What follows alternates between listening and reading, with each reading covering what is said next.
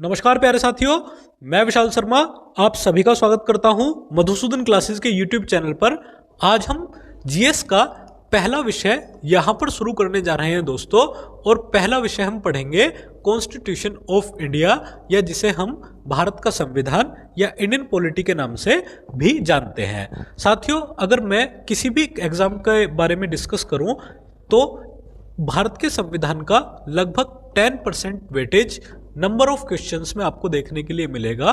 For example, यदि आप लगभग जीडी के बारे में पेपर के बारे में बात करें तो आपको लगभग 20 में से 2 या 3 प्रश्न यहाँ पर आपको इंडियन कॉन्स्टिट्यूशन के देखने के लिए मिलेंगे। या आप सीजीएल की बात करें या दिल्ली पुलिस के बारे में बात करें तो भी यहाँ पर आपको लगभग 10% क्वेश्चंस देखने के लिए मिलेंगे।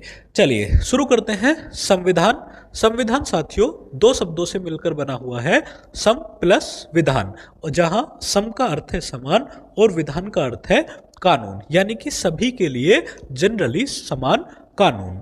यदि मैं भारत के संविधान की डेफिनेशन के बारे में बात करूं तो डेफिनेशन तो भारत में के संविधान की किसी भी आर्टिकल में नहीं दी गई है। यदि मैं बात करूं समानता, स्वतंत्रता और न्याय की, तो 3 प्रमुख कंसेप्ट जो संविधान को लागू करने के लिए अपनाए जाते हैं, समानता, स्वतंत्रता और न्याय, इन्हीं के आधार पर भारत में संविधान काम करता है। चलिए बात करते हैं संविधान की डेफिनेशन की। तो संविधान राष्ट्र का सबसे बड़ा लिखित दस्तावेज है। क्या है साथियों? सबसे बड़ा लिखित दस्तावेज है, यानी कि सर्वोच्च लिखित दस्तावेज है। इससे ऊपर कोई भी सुपीरियर लॉ या सुपीरियर विधि नहीं है। दूसरी बात, संविधान नियमों का समूह है, सेट ऑफ रूल्स है, यानी कि ये हमें बताता है कि संविधान में नियम किस प्रकार होंगे, संविधान के रूल्स क्या क्या होंगे। तीसरी बात, यह मूल अधिकारों, मूल कर्तव्यों और शासन के स्वरूप या शासन के गठन के बारे में भी बताता है। और इसी से हमें पता चलता है कि सरकार की क्या क्या शक्तियां होंगी, सरकार के क्या क्या दायित्व होंगे, प्लस विधायिका जो सरकार का एक पार्ट होगी वो किस प्रकार नियमों को बनाएगी। दूसरा, कार्यपालिका किस प्रकार उन नियमों को लागू करेगी। और तीसरा, न्यायपालिका के पास क्या क्या शक्तियां होंगी और वो किस किस प्रकार से उनका प्रयोग करेगी। चलिए साथियों, ये तो हुआ संविधान का एक सामान्य परिचय। अब हम शुरू करेंगे संविधान का निर्माण।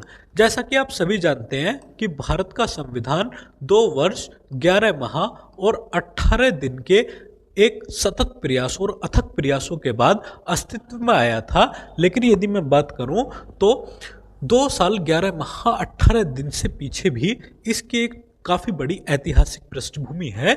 जब हम बात करते हैं 1947 की, तो उससे पहले 1946 के भारत की राजनीतिक दशाओं के बारे में हमें पता होना चाहिए। जैसे कि हम बात करें 1946 की, तो 1946 में जनरली भारत में 2 समस्याएं थी।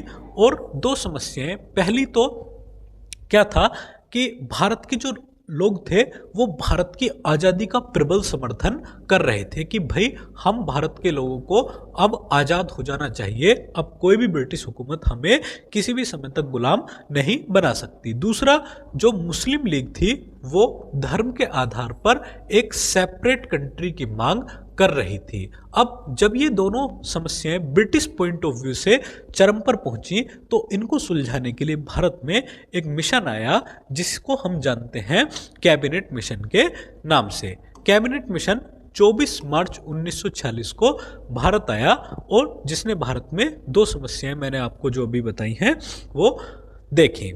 पहले हम देखते हैं एग्जाम के पॉइंट ऑफ व्यू से।